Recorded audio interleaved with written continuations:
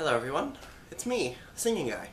So I've decided to do my first Buffy-centric video today, and I also realized that this isn't technically a review per se, but I'm still gonna go ahead and post it on Wednesday anyway, just because. Before I begin, I should say that this video will include spoilers if you haven't seen Buffy, so if you don't wish to be spoiled and you haven't seen Buffy, you should stop watching now. So, for today, I need to give a little background before I really get into the main part of the video. On one of the videos that I watched of Spike singing Rest in Peace from the musical episode, there was an argument going on in the comments on who was better, Angel or Spike. Now obviously both characters are fairly popular.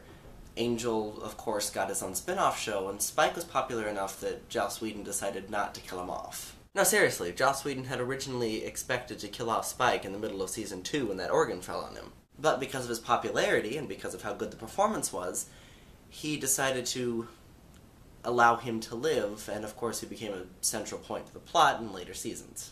Now I realized that the main argument, probably in the comments, was about which one was better for Buffy. Now I'm not going to focus on that more, because when it comes to characters I don't tend to. Obviously, to look at these characters, I'm going to have to look into the relationship between them and Buffy, but that's not going to be the main focus.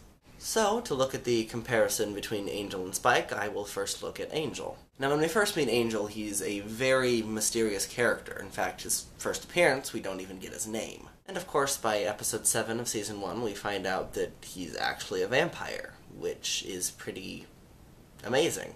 And then we find out that he was, in fact, cursed with a soul. This, of course, made Angel one of the more fascinating characters of Season 1, because he's a vampire with a soul.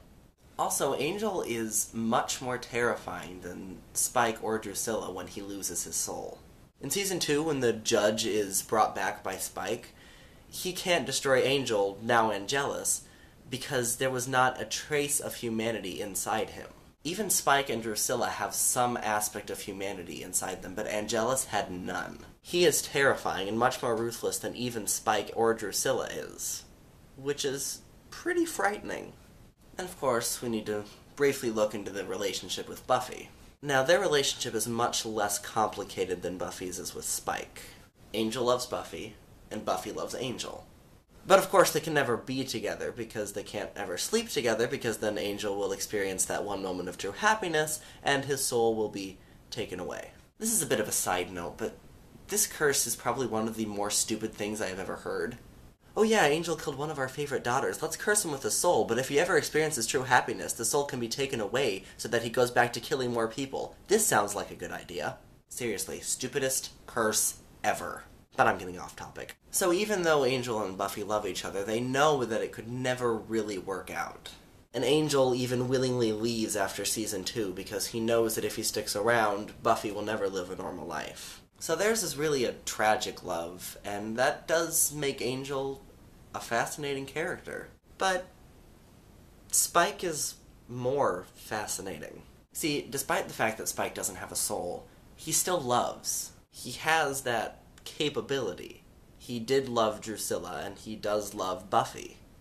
Now, there was another comment in the Rest in Peace video that said that Spike can't feel love to Buffy, that it was just lustful feelings. But I don't agree with that. I really do think that it's love and not lust, and let me explain why. Later in Season 6, Spike attempts to rape Buffy. Now, obviously, hearing that out of context, you immediately think, wait a minute, Spike tried to rape Buffy, and you're saying that he truly loved her? What? I don't understand. Again, let me explain. See, as I mentioned, Spike loves Buffy. But, as I mentioned with Angel, this relationship is much more complicated. We know that Spike loves Buffy, but we're really not sure whether Buffy loves Spike, even when she says it in the season finale. But in Season 6, she is very adamant about the fact that she doesn't love Spike, and Spike doesn't really know how to deal with that.